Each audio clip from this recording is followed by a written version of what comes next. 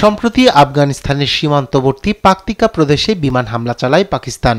এতে নিহত হন প্রায় অর্ধশত বেসামরিক নাগরিক। জবাবে পাক সীমান্তে পাল্টা হামলা চালায় তালেবান প্রশাসন। এই ঘটনায় কাবুলের পক্ষ নিয়ে ইসলামাবাদের হামলাকে আগ্রাসী মনোভাব আখ্যা দিয়ে আগুনে ঘি ঢালে নরেন্দ্র মোদী সরকার। এই আবহে তালেবান সরকারের সঙ্গে সম্পর্ক জোরদারে আগ্রহী ভারত। দুই দেশের সম্পর্ক আরও জোরালো করতে স্থানীয় সময় বুধবার দুবাইয়ে তালেবান সরকারের সঙ্গে বৈঠক করেছে ভারত। এতে যোগ দেন দুই দেশের পররাষ্ট্র দপ্তরের ঊর্ধ্বতন কর্মকর্তারা।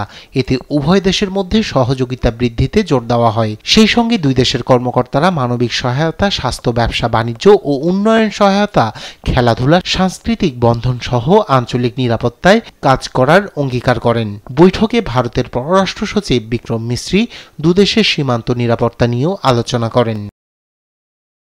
আফগান নাগরিক এবং তাদের সরকারের সঙ্গে দৃঢ় সমর্থন অব্যাহত রাখায় ভারত সরকারের প্রশংসা করেন কাবুলের মন্ত্রী। এছাড়া ভারতের আঞ্চলিক নিরাপত্তা উদ্বেগে সমর্থন জানিয়ে এ বিষয়ে পূর্ণ সহযোগিতার আশ্বাস দেন আফগানিস্তানের পররাষ্ট্রমন্ত্রী।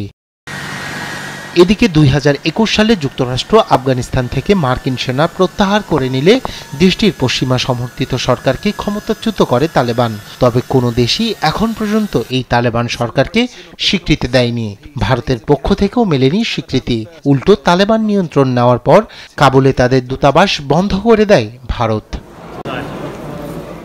রায়হান কবির শুভ্র, নিউজ ডেস্ক, দেশ টিভি।